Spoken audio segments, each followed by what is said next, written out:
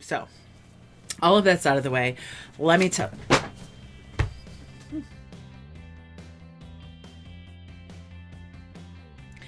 Hi everybody, welcome back to my channel. This is going to be a book haul unlike any of my other book hauls, where I'm featuring a lot of books that I've purchased recently that you would probably not expect me to purchase.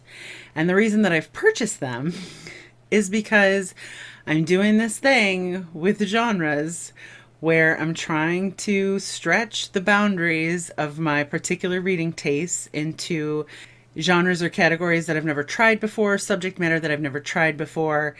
And what I've done is gone shopping and specifically picked up and looked at books that I may not spare a second glance to. You know what I'm saying? So I am happy to have new books because I'm always happy to have new books. And I want to tell you about them. I'll try to tell you where I think these books are going to fit in the huge genre project, what sort of genres I think that these books might represent. Tell me if I'm right, tell me if I'm wrong. A lot of these books, like, I got to admit, are not really highly rated. They did sound interesting to me, and I don't know how much stock I should put in other people's ratings of things I've never experienced when I'm trying to decide, you know, what I might like in one genre or the other. First, I have the book Child of a Mad God. This is by R.A. Salvatore. This is what I'm guessing, based on research, of course, based on hours of intense research. But I'm eyeing this book for either dark fantasy or high fantasy in general. It is the story of a girl who loses her parents and then has to survive against these brutal warlords, barbarians. She's also happens to be a witch, and so the story involves her learning how to wield her magical powers in order to defeat or survive attacks from these barbarians and warlords, or a warlord and a demon. I'm so confused. Next is a story that sounds genuinely fascinating to me. I'm actually excited for it, even though it's not something that I would normally pick up. That book is The Shining Girls by Lauren Bucas. This is probably closest to like a magical realism type of story. It is basically about a time traveling serial killer and one of his victims who survives. So I'm imagining just this epic cat and mouse game taking place through different times. That's what I'm picturing. I have absolutely no idea if that will be the case. One of the scariest and best written thrillers of the year. So, I mean, people are choosing to categorize this as a thriller, but it's got time travel in it, man. And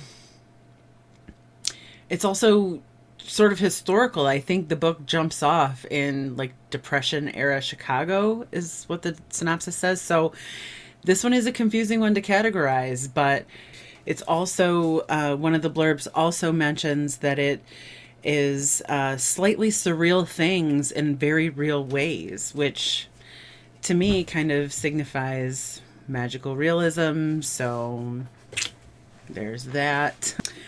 Next, I grabbed the book The Einstein Code. This is by Tom West.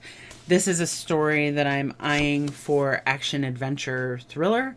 It's about a pair of marine archaeologists who discover the remains of the plane seen last piloted by Amelia Earhart, and also making a discovery within the wreckage that links it to a special defense project being worked on by Albert Einstein.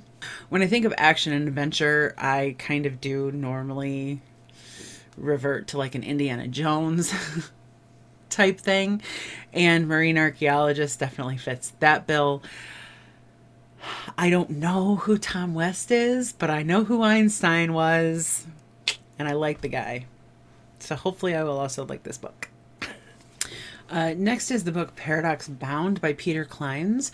I also have, and I'm not sure if I featured it in a haul or not, but I also recently acquired The Fold by Peter Clines. And I think that The Fold and Paradox Bound are related somehow, maybe by setting. I don't think one is necessarily a sequel to the other, but I'm a little bit unclear at this point about how they are connected. If they are, maybe I'm way off base, but this would probably be appropriate for time travel science fiction.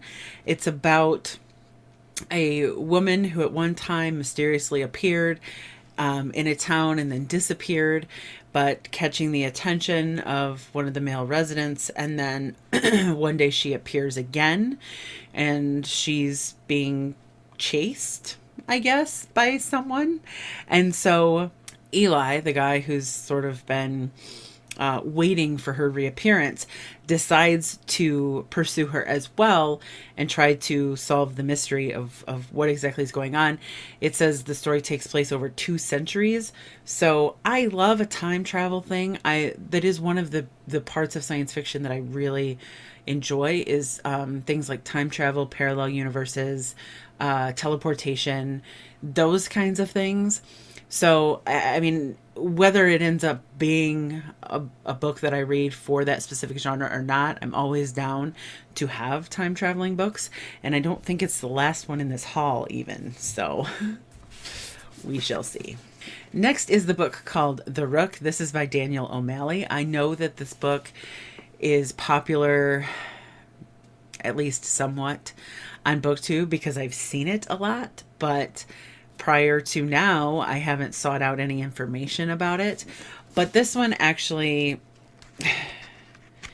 is one of those that could potentially cross into a lot of different subgenres. So I have my notes say like action, adventure, fantasy, urban fantasy, or paranormal fantasy.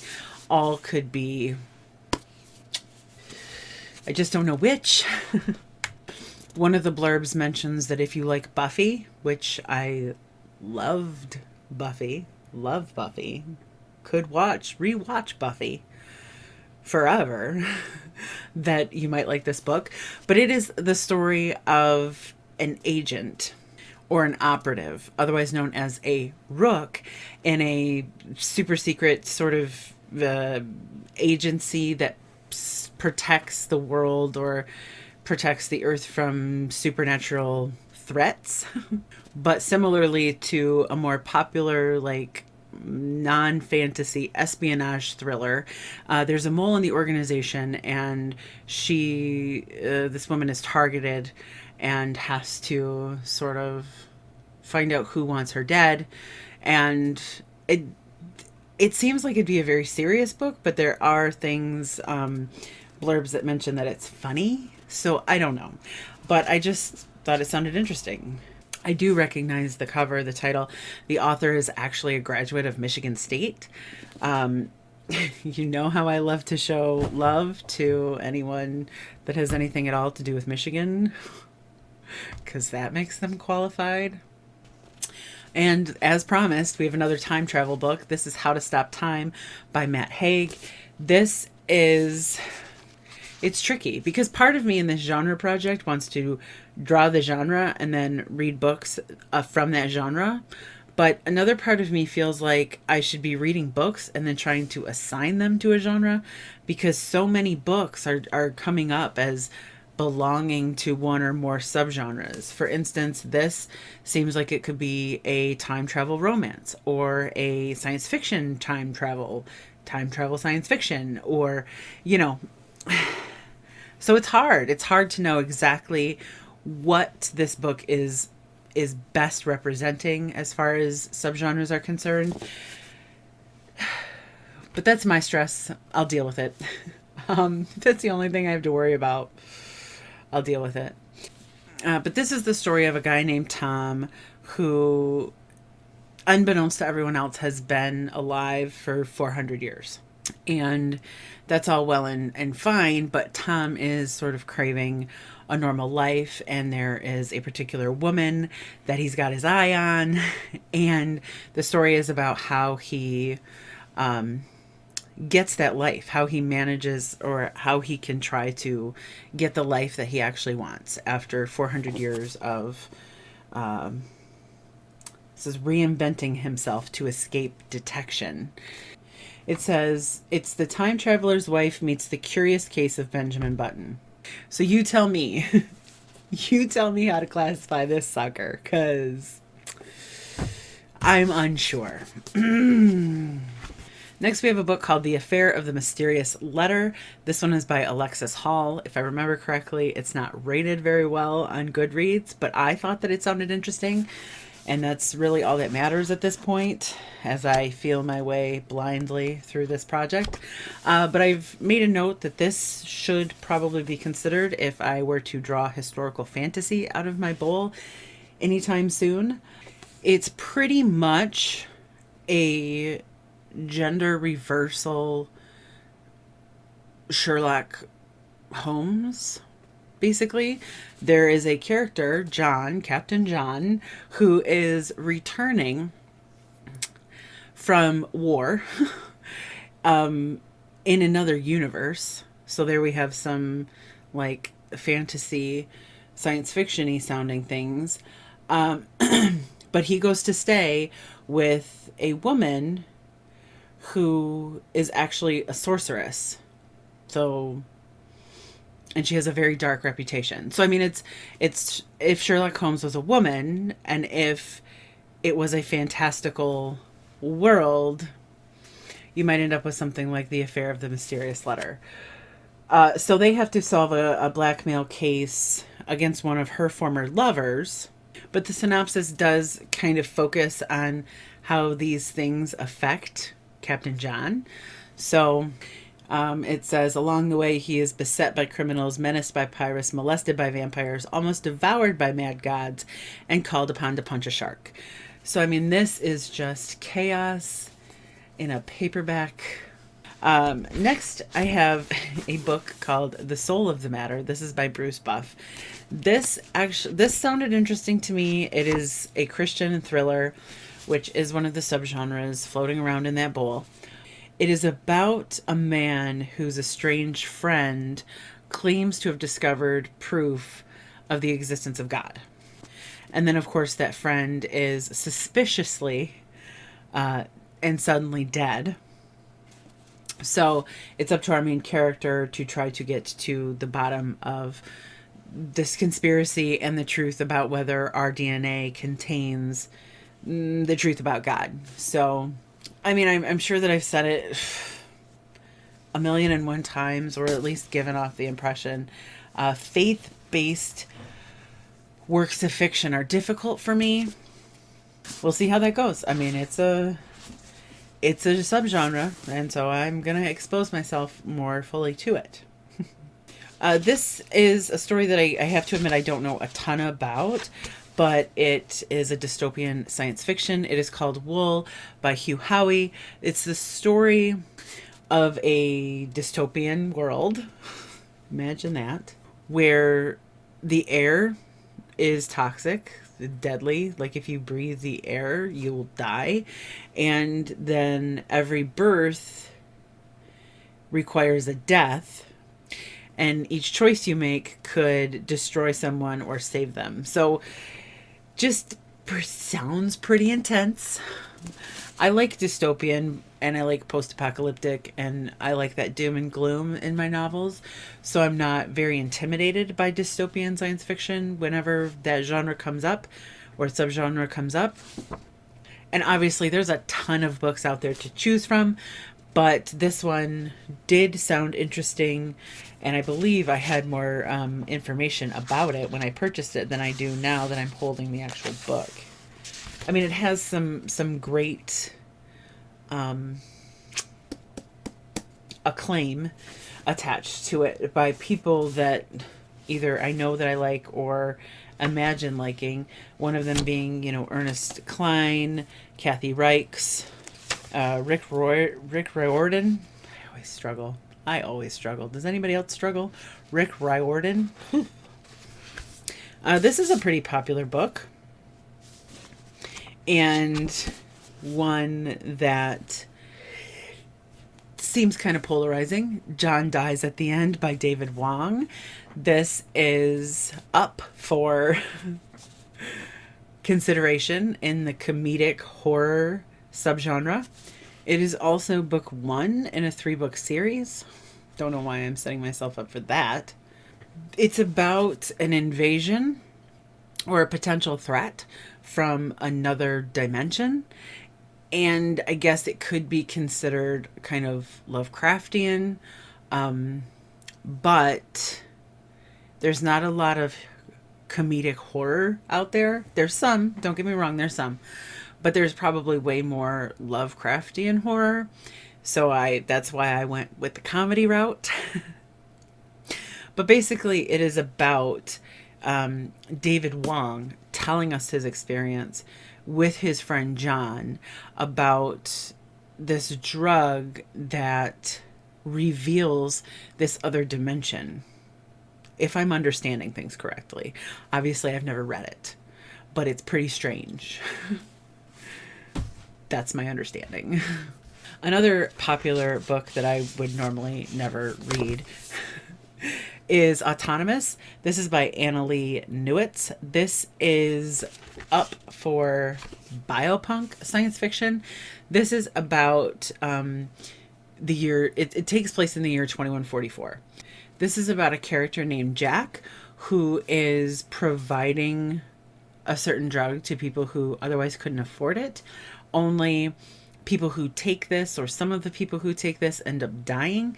And so she's being held accountable for that. And she is being pursued by a military agent and his robotic partner named Paladin. The tagline, or the selling point, I guess, is the fundamental question: is freedom possible in a culture where everything, even people, can be owned? So we see the name Lauren Bucus appearing again. She says, holy hell, Autonomous is remarkable. So just probably biopunk, cyberpunk, steampunk, all of those punks subgenres are probably the most unfamiliar to me.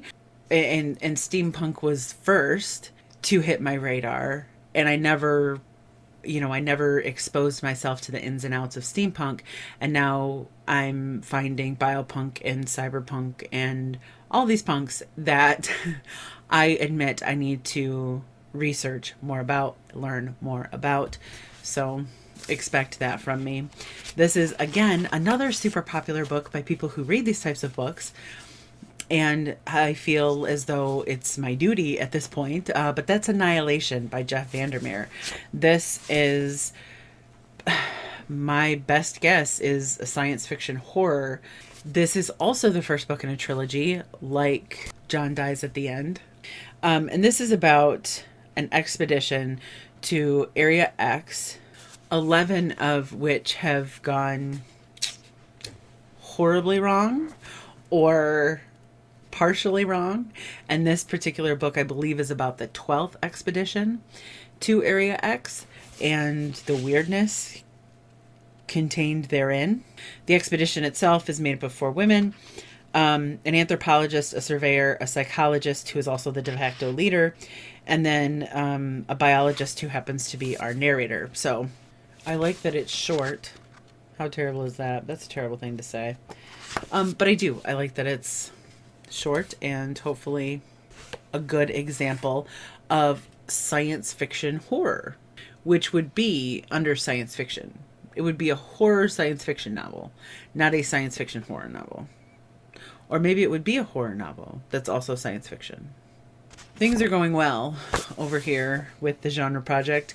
Next, I have, switching gears dramatically, I have Pride and Prejudice and Mistletoe. This is by Melissa de la Cruz. This is obviously a holiday romance novel, which Not a fan, not going to lie, but romance has an entire subgenre for holiday based stories.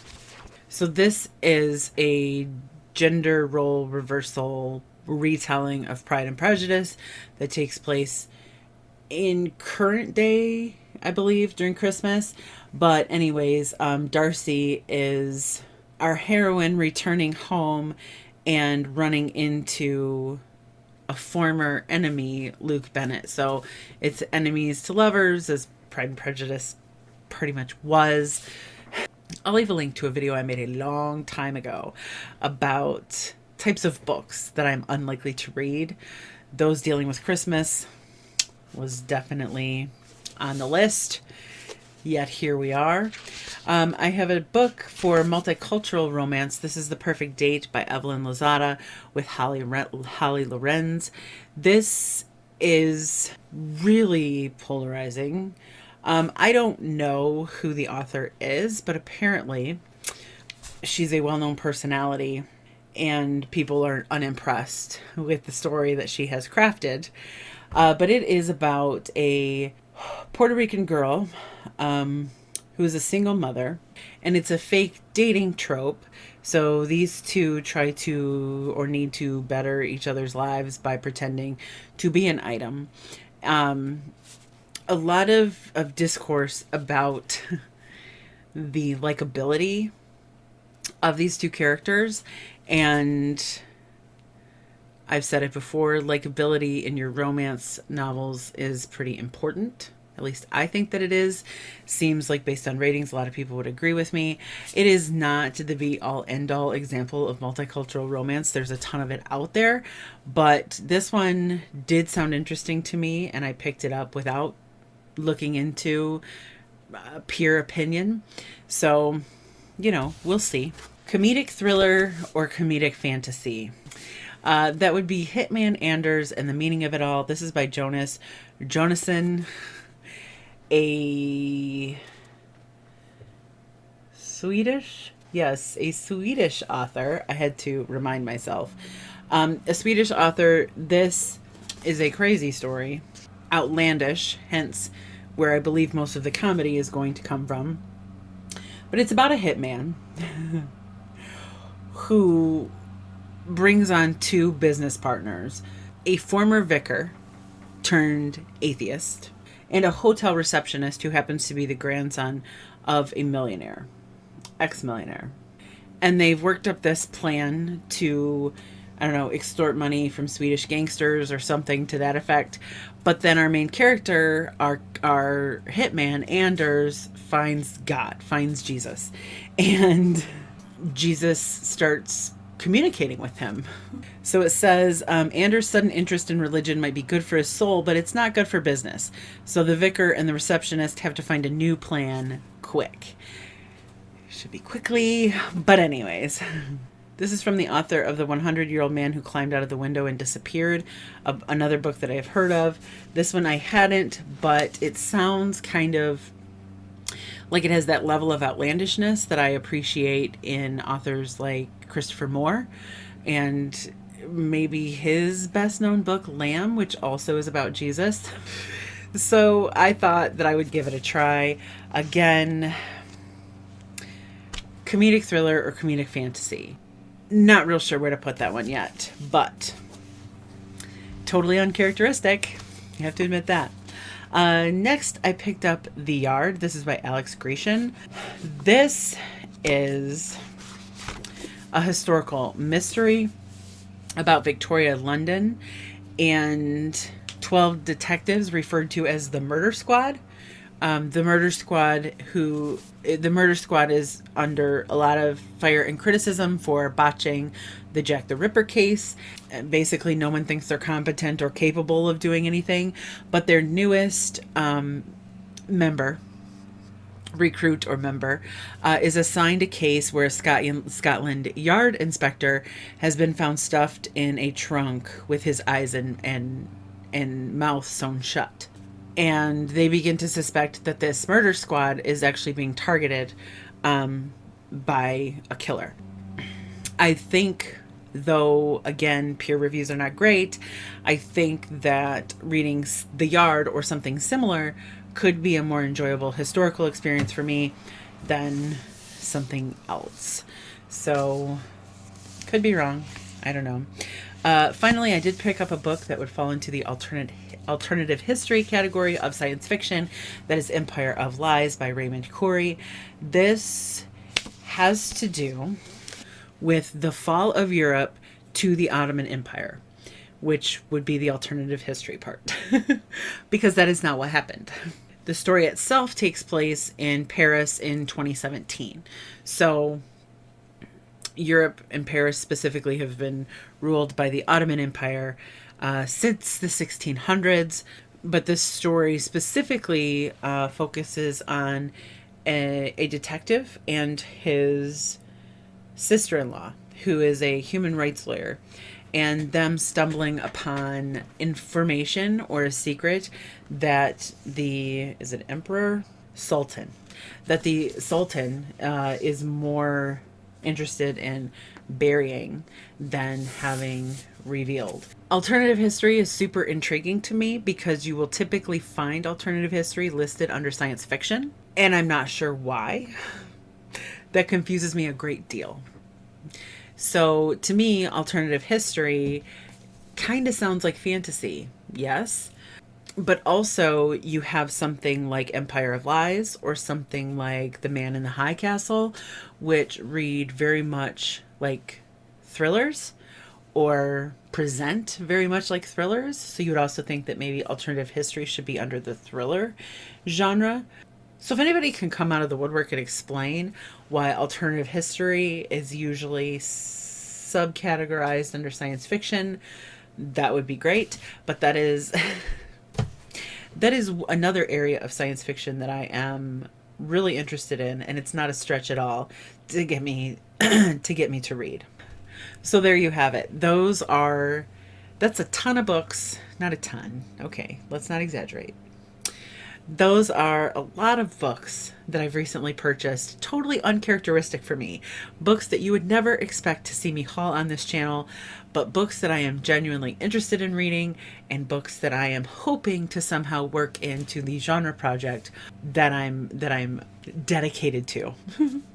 You'll notice that not a single one of those books was romantic science fiction or sci-fi romance sci-fi, whatever. Which is the first genre that I drew out of my really pretty green subgenre bowl. I don't have one yet. But don't get discouraged. I will not let you down. I will not let you down. I will not let myself down. I can do this. I'm determined. Thank you so much for watching this craziness. I appreciate each and every one of you, and I will see you all very soon.